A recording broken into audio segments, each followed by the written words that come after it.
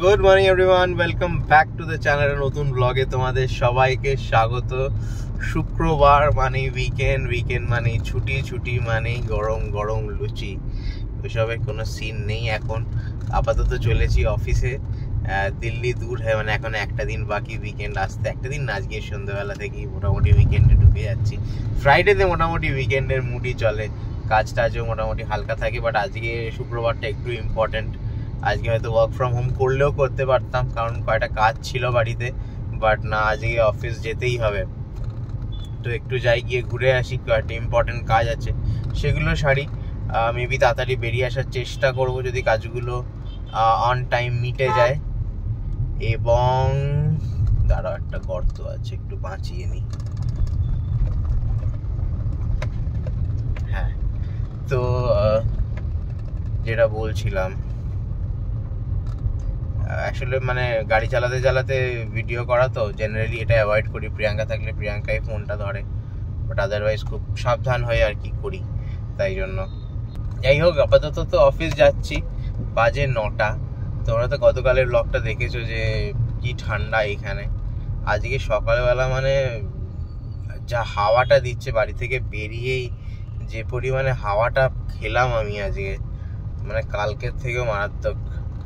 কালকে তো এতটা হাওয়া ছিল না, আজকে মানে পুরো একদম গাছ পুরো তোলপাড় হয়ে যাচ্ছে, গাছ ফাছ। যাই হোক, good morning everyone, welcome to another blog of Bengalis in Bangalore. আজকে জানি না রানা ব্লগটা স্টার্ট করেছে কিনা, বাট ইটস ওকে। রানা তো অফিসে, তোমরা জানোই, চলে আসবে তাড়াতাড়ি বলেছে, বিকজ আমাদের আজকে একটু জগন্নাথ মন্দির যাওয়ার আছে। এইটা তো আমরা আগের দিন গেছিলাম, রথের দিন। আমরা আগারহাটটায় যাবো আজকে, ইচ্ছা আছে, অনেক দিন যাওয়া হয়নি ওখানে। আর প্রথম থেকে যেহেতু ওখানেই যাই, একটা হয় না, আর দেখবে ওটা পুরীর মন্দিরের আদলেই একটু বানানো, তো দেখতে অনেকটা একটু পুরি পুরি ভাব আসে ওখানে গেলে। জানি ঠাকুর সব জায়গাতেই সমান, বাট তাও বাড়িতেও জগন্নাথ আছে, বাট তাও হয় না, এক এক সময় এক একটা মন্দিরে যেতে ভালো লাগে, সেই রকম। তো ওখানেই যাওয়ার আছে বিকেলবেলা। রানা বলেছে তাড়াতাড়ি ফিরে আসবে, এসে আমাদেরকে নিয়ে বেরিয়ে যাবে, আমাদেরকে রেডি হয়ে থাকতে হবে। তো যাই হোক, সকালবেলা ঘুম থেকে উঠে এই যে দেখতেই পাচ্ছ বরফিকে, সে জুতো পরে হাঁটছে, কারণ বেশ ঠান্ডা, খুব হাওয়া দিচ্ছে, আমাদের ফ্যান চলছে না, ফ্যান বন্ধ, রাত্রেবেলা ফ্যান অফ করে শুতে হয়েছে, এরকম ঠান্ডা লাগছে। মানে সিরিয়াসলি এখনও মনে হচ্ছে গায়ে কিছু একটা দিলে ভালো হয়, বিকজ বেশ ঠান্ডা হাওয়া দিচ্ছে। গুড মর্নিং বোঝো, গুড মর্নিং। কি হয়েছে মা, কি হয়েছে? বলে বাবা রে, বাবা বাবা, ওই বাবা, ওই বাবা, ওই বাবা। আই দেখো হিংসুটা বুড়ি, খুব দুষ্টু। হ্যাঁ মা, না আর আসবে না তুমি এখন, না লায়লা চুপচাপ থাকো, হাওয়া দিচ্ছে মা। এই দুষ্টু, এই দুষ্টু বলছি, লায়লা, লায়লা দিকে এসো, কাম, এসো এসো এসো এসো, কাম কাম কাম কাম কাম কাম, আয় আয়, একটা জিনিস দেবা। গুড মর্নিং বলো না সবাইকে, তোমার সাথে এখন সবার দেখা হচ্ছে, বলে দাও গুড মর্নিং, গুড মর্নিং, বলে দাও, বলবি না গুড মর্নিং? বলবি না? বলছে না, বলবে না, করে হেসে দিয়ে যাস, মুখটা বন্ধ করে। হ্যাঁ, আমরা এখন বাইরে আছি, বাইরে, এই যে নাজারে দেখো, নাজারে সুন্দর, মানে ফুল ফুটেছে কত, এই জংলি ফুলগুলো সব টবে করে নিয়ে গিয়ে বিক্রি করে। দেখো পুরো হলুদ ফুলে ভর্তি ওদিকে, আর এদিকে গাছগুলো বড় আছে, এখানে সাদা ফুলে ভর্তি, পুরো হলুদ ফুল চারিদিকে, প্রচুর হয়েছে হলুদ ফুল, ভরে গেছে পুরো। বরফি কি করে দেখছে, বরফি চুপ করে হাওয়া খাচ্ছে, আর ঝিরি ঝিরি ঝিরি ঝিরি বৃষ্টি পড়ে যাচ্ছে, সারা দিন রাত চলছে, 24 ঘন্টা বৃষ্টি পড়ছে, জানি না দেখতে পাচ্ছ কিনা তোমরা, আর বৃষ্টি পড়ছে।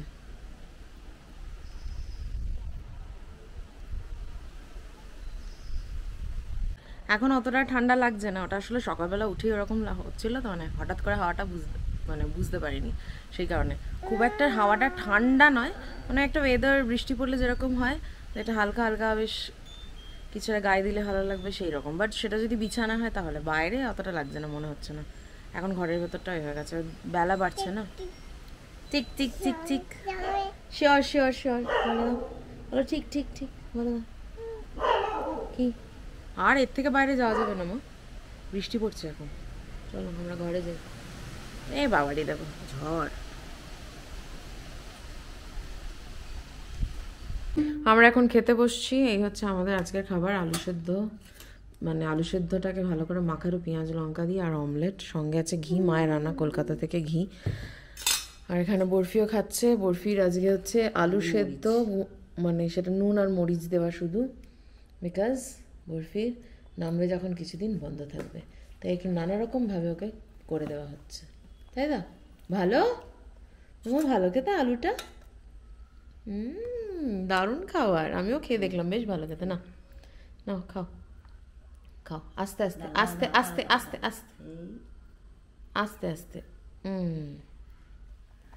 আস্তে আস্তে নিতে ছোট চামচ দিচ্ছি দাঁড়া আ আ সা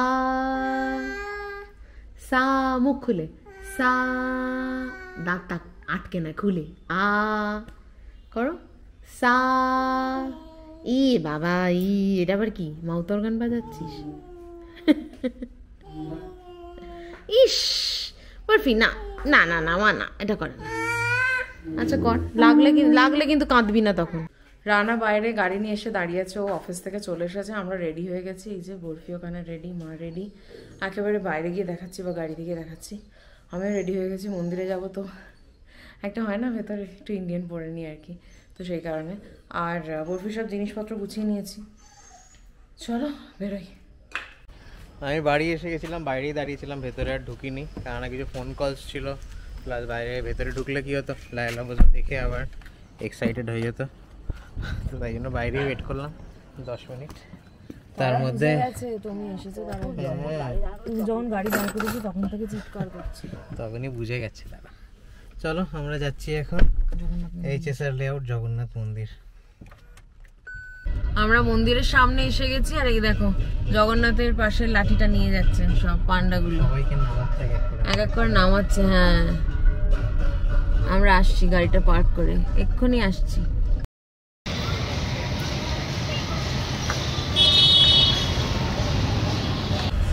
আমরা মনে হচ্ছে খুব ভালো দিনে এসেছি এতদিন জগন্নাথ রথে ছিল এবং জগন্নাথ বলরাম সুভদ্রা সবাই এখন সবাইকে রথ থেকে মন্দিরে নিয়ে যাওয়া হচ্ছে যতদূর মনে হচ্ছে জগন্নাথ এখনো বাকি আছে আওয়াজ আসছে তারা তোমাদেরকে দেখায় কে আসছে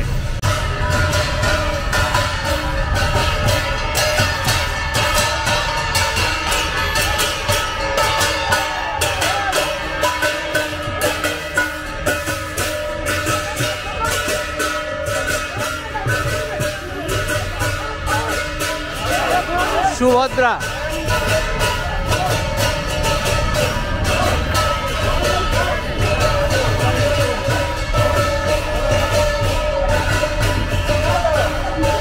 এখনো বুঝতে পারছি না কে গেছে জগন্নাথের আমাদের পাশে যে লাঠিটা থাকে সেইটা চলে গেছে মন্দিরে সুভদ্রা এখন গেল এখন এবার কে আসবে বলরাম মনে হয় চলে গেছে জানি না হ্যাঁ পরপরই তো বাজি ফাজি ফাটছে প্রচন্ড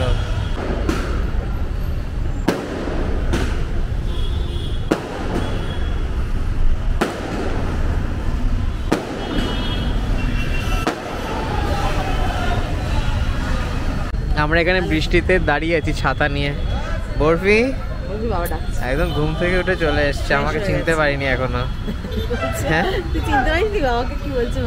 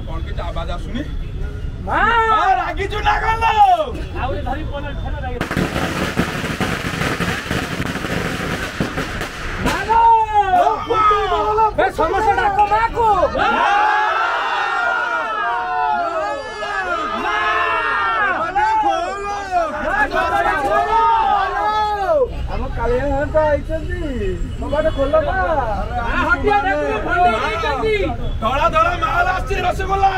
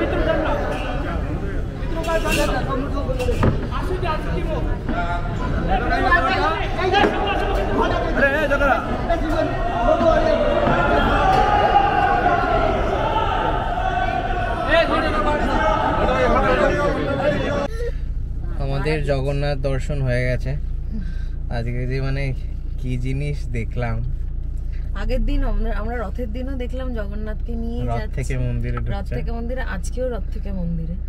না আজকের এক্সপেরিয়েন্সটা অন্যরকম, আরো বড় ঠাকুর তো আরো বড়, অন্যরকম লাগছিল। আর আজকে আমরা একটা কাছ থেকে দেখেছি, একদম ভেতর অবধি গেছে অবধি দেখেছি, মানে মানে হট করে এসে আমরা তখন উপস্থিত হয়েছি, মানে এরকম ভাবে মানে এরকম সামনে দিয়ে, চোখের এরকম সামনে দিয়ে গেল। আর আমাদের টাইমিং বলো, আজকের দিনে আসা মানে এটা যাই বলো জগন্নাথের টান ছাড়া এটা মানে আর কিচ্ছু হতে পারে না। এবার পুরীতে জগন্নাথ টান, এবার হ্যাঁ পুরীতে একবার যাব।